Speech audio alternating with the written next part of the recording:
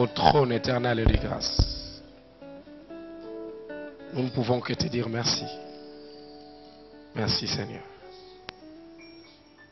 Amen. Que le Seigneur vous bénisse.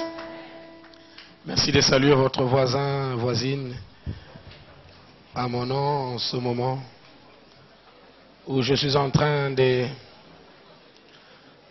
faire ma dernière prédication en ce travail.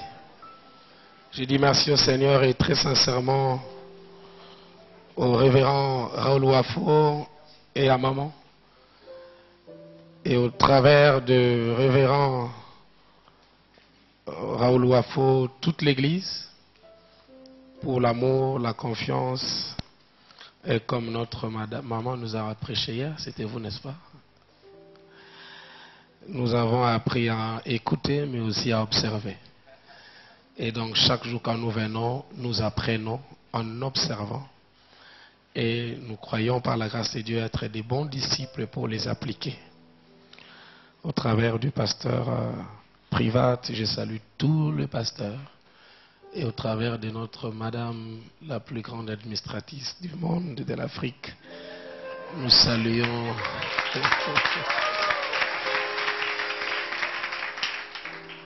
Hier, c'était fantastique. En tout cas, pour ceux qui n'étaient pas là, que Dieu vous soutienne. Et que vous payez déjà maintenant, avant qu'on arrive à la deuxième session de la royauté. Je vous aime beaucoup.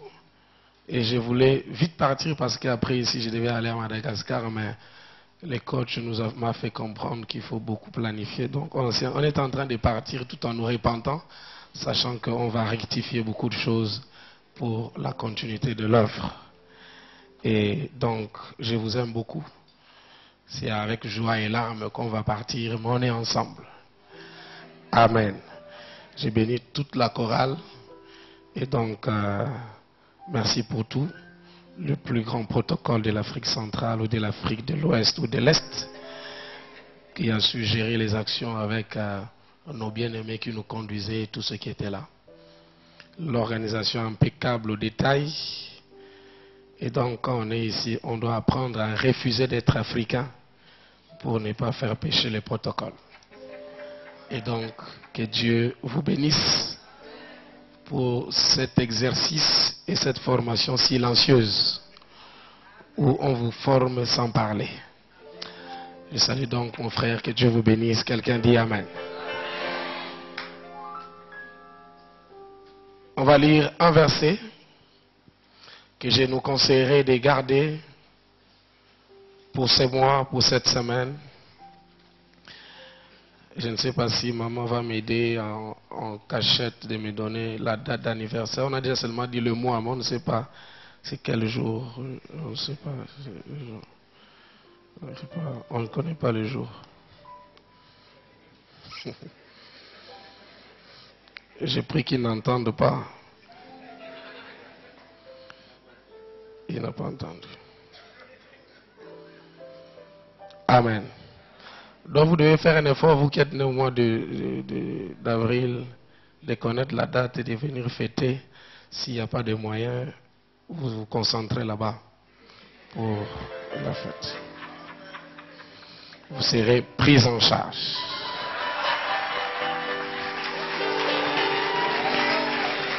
Amen. Surtout que c'est le mois de l'approvisionnement et de la provision surnaturelle. Luc chapitre 13 verset 16 dit: et cette femme qui est une fille d'Abraham et que sa tante est née liée depuis 10 ans, ne fallait-il pas la délivrer de cette infirmité? Luc 16, 13. 13, 16. Oh, excusez-moi. Merci, vous êtes tellement attentifs. Amen. Nous sommes un peuple d'alliance.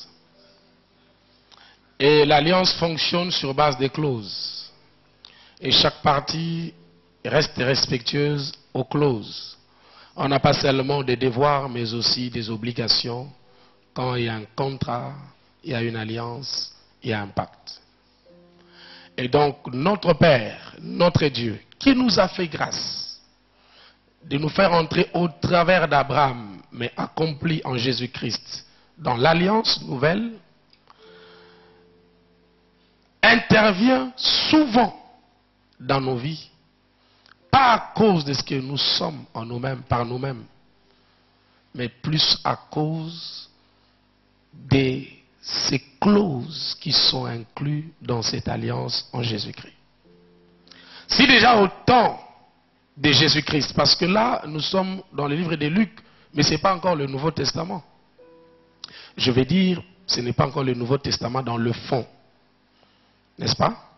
Parce qu'il faut que les testateurs soient morts et que ces testaments soient constatés pour que les testaments entrent en vigueur.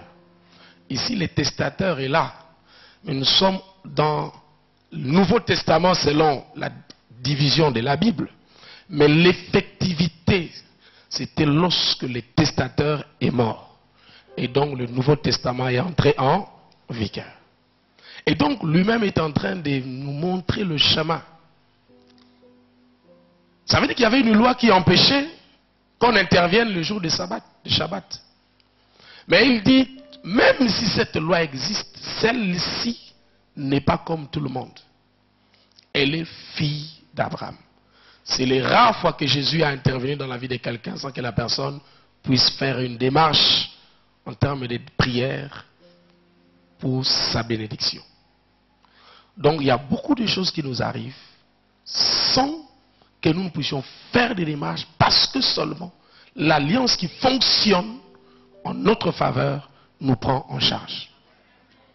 Et cela doit enlever dans notre esprit beaucoup d'inquiétudes, surtout que la Bible dit, personne par ses inquiétudes ne peut ajouter, ne serait-ce qu'une coudée dans sa vie. Prenez conscience de qui vous êtes. Sachez que vous n'êtes pas n'importe qui.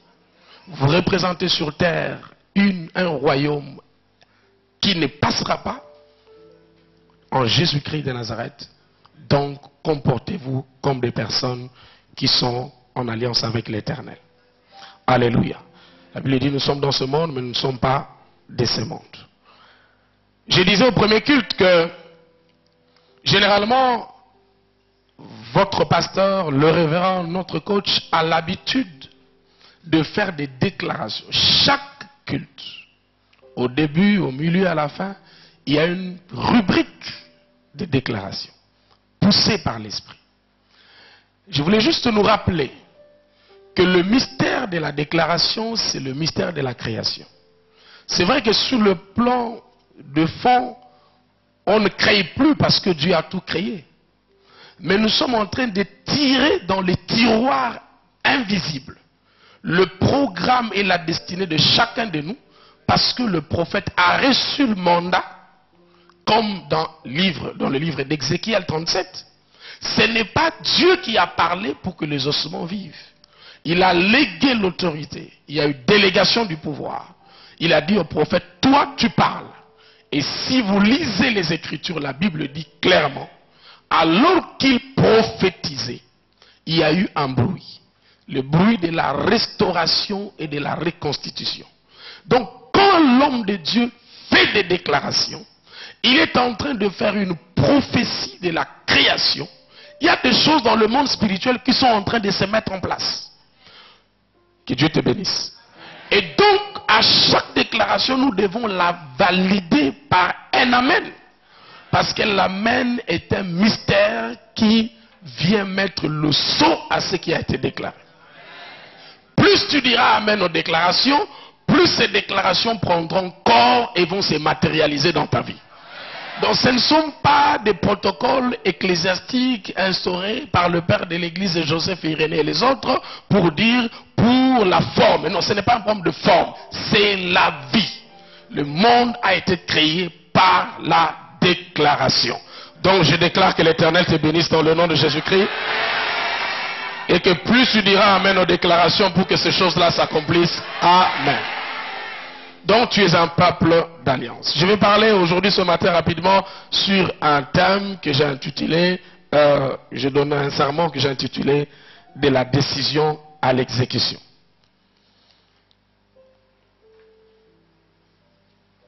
Je pourrais même dire mieux, entre la décision et l'exécution. Amen. Il se passe quelque chose dans notre vie. Nous allons lire rapidement dans le livre d'Esther. La Bible dit que dans le livre d'Esther au chapitre 3e, il y a eu un homme, Aman, qui avait comploté pour détruire les enfants d'Israël. Il travaillait donc, il venait d'être élevé au premier verset, comme un grand chef, un cadre. La Bible dit au verset 1, et plaça son siège au-dessus de ceux de tout le chef qui était auprès de lui, donc Assyrus. Tous les serviteurs du roi qui se tenaient à la porte du roi fléchissaient les genoux et se prosternaient devant Aman, car tel était l'ordre du roi à son égard. Mais Mardochée ne fléchissait pas. Et cela a créé une colère dans la vie d'Aman, et il est parti voir le roi avec de l'argent un peu comme pour le corrompre. Je ne sais pas comment, à quel point un roi peut être corrompu par son subalterne. Et il a dit, il y a un peuple qui n'obéit pas à ta loi. Et nous voulons exterminer ce peuple, et donc il amène de l'argent, il donne au roi.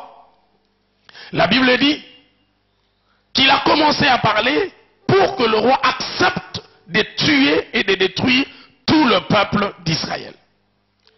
Nous lisons à partir du verset 8, la Bible déclare, alors Aman dit au roi Assyrus, il y a dans toutes les provinces de ton royaume un peuple dispersé parmi le peuple ayant des lois différentes de celles de tout le peuple et n'observant point les lois du roi. Sachez que nous vivons dans un monde où les lois de la parole sont tellement contraires à celles du monde que cela nous attire des problèmes partout où nous travaillons. On est juge, on est professeur, on est enseignant, on n'a pas les mêmes valeurs. Aujourd'hui, c'est vrai, les uns appellent ça peut-être une évolution en disant les droits des enfants. Mais si vous entrez dans la profondeur, vous allez remarquer qu'on a tellement donné aux enfants de droits que ces droits les a détruits de leurs droits de bénédiction selon la Bible. Dans les pays avancés, je vais dire, démocratie avancée, pays développés, vous voyez un enfant qui facilement peut regarder son père en face et lui dire « Jean, si tu parles encore, j'appelle la police. » Et celui qui l'appelle Jean, c'est son père. Le droit de l'enfant. Oh, que le Seigneur nous aide pour que le législateur soit inspiré totalement selon les Écritures et en donnant le droit aux enfants qu'ils respectent la pensée de l'Éternel. Le droit de la femme, ça c'est encore grave, parce qu'on chasse les hommes en Europe. C'est le monsieur qui prend son sac et dit, monsieur part. Et le monsieur est parti. Nous sommes confrontés à ces réalités, où les lois sont compliquées. Où tu arrives, un chef te dit, bon, prends cet argent et puis tu règles ça. Non, mais ça se passe, on dit, monsieur, si tu veux travailler ici, c'est comme ça que ça se passe ici. Si tu dis non, même si tu es compétent, on commence à chercher comment te mettre à l'écart. Parce que tu veux garder les valeurs de ton royaume. Nous n'avons pas le choix. Nous devons le garder. Le combat est là, mais la Bible a déjà donné la réponse. Les malheurs atteignent souvent les justes. Mais j'aime la suite. L'Éternel les délivre toujours. Entre souvent et toujours, il y a une différence. Souvent nous sommes attaqués, mais pour chaque attaque, on ne rate pas un remède venant de l'Éternel. Et je prie que si tu étais dans cette situation, que l'Éternel te donne un remède dans le nom de Jésus. Donc il y a eu des complots qui ont été montés. Le roi ôta son anneau de la main et remit Aman, fils d'Amata, d'Agagit, ennemi des Juifs. Et le roi Aman, l'argent t'est donné, et ses peuples aussi, faisant ce que tu voudras. Le peuple aussi, secrétaire du roi, fut rappelé les 13e jour du premier mois, et l'on écrivit suivant tout ce qui fut ordonné par Aman, au satrape du roi, au gouverneur de chaque province, et au chef de chaque peuple, à chaque province selon son écriture et chaque peuple selon sa langue. C'est fait au nom du roi Assyrus que l'on écrivit et l'on scella avec l'anneau du roi. À l'époque, toute loi scellée par le sceau du roi était irrévocable. On ne pouvait pas donc les abroger tant qu'une autre loi n'était pas écrite et qui portait le sceau du roi.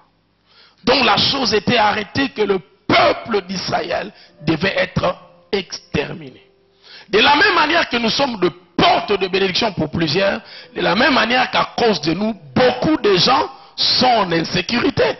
Heureusement pour nous, cette insécurité est protégée par la sécurité divine.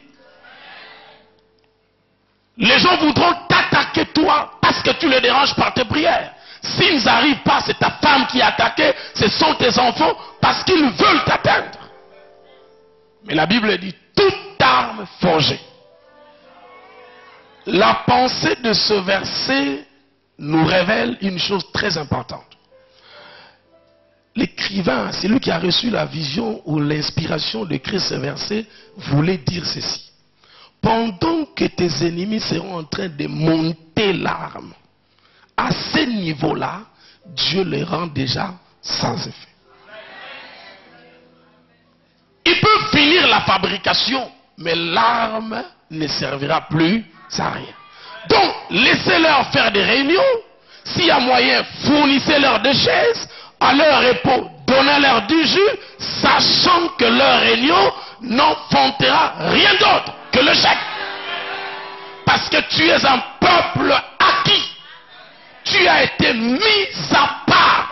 Tu es un sanctifié. Un homme terrible. Propriété privée de Dieu. Marque déposée de l'Éternel. Tu es l'arme par laquelle Dieu va renverser les mondes. Tu es un produit réfléchi du conseil divin. Tu n'es pas sur terre par hasard. Tu as une matricule au ciel, connue même en enfer. Ces jours-là, les démons ont dit à ces garçons qui voulaient les chasser sans avoir le mandat, il dit, nous connaissons Paul, nous savons qui est Jésus, et vous qui êtes vous. Ça veut dire qu'un homme de Dieu vrai est connu en enfer. Et on le respecte tel.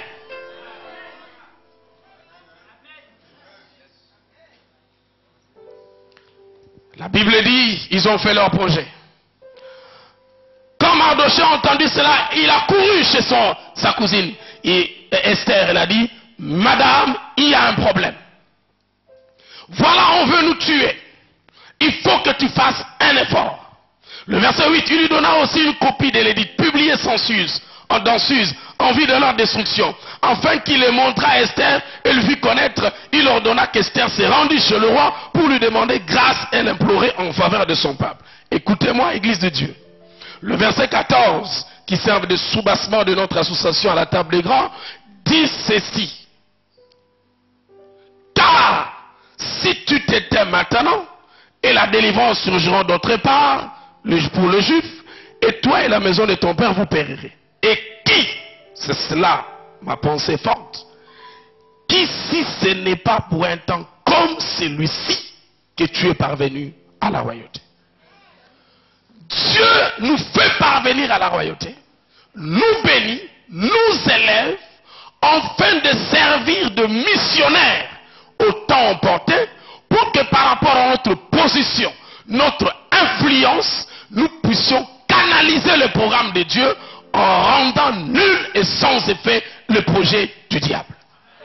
Imaginez une fois que dans nos parlements, nous avons 90% des chrétiens, la loi sur l'homosexualité ne passera pas. On n'a pas à prier pour ça. On dira qu'ils sont pour et nous sommes nombreux. Ça s'arrête.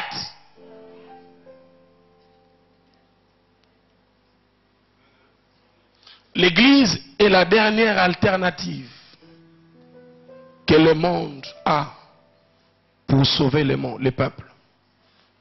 C'est le dernier rempart. Il ne reste que l'Église. Mais la vraie Église.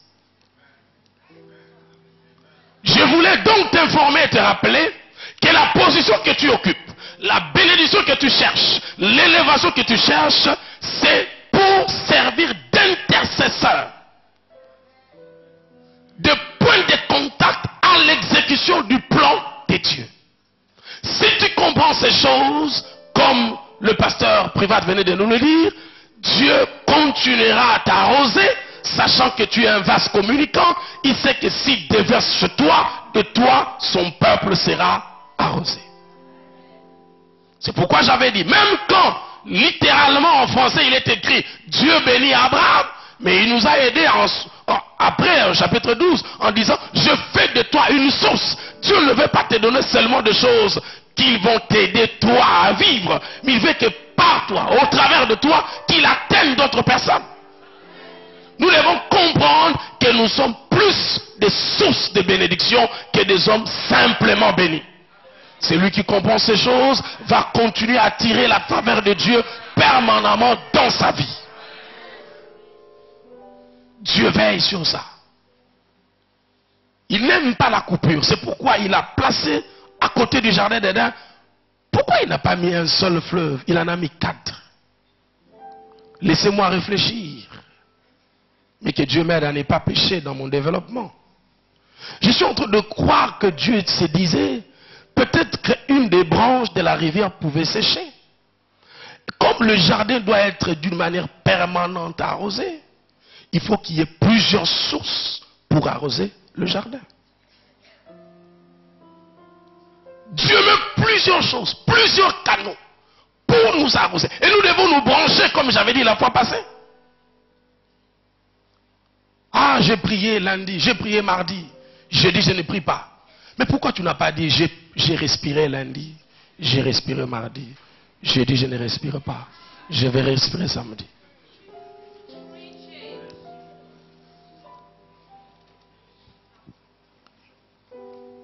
Et donc la décision a été prise. Esther n'a pas compris, mais elle n'avait pas tort. Elle a dit, oncle, il y a une loi qui ne me permet pas d'aller voir les rois sans qu'il m'ait appelé.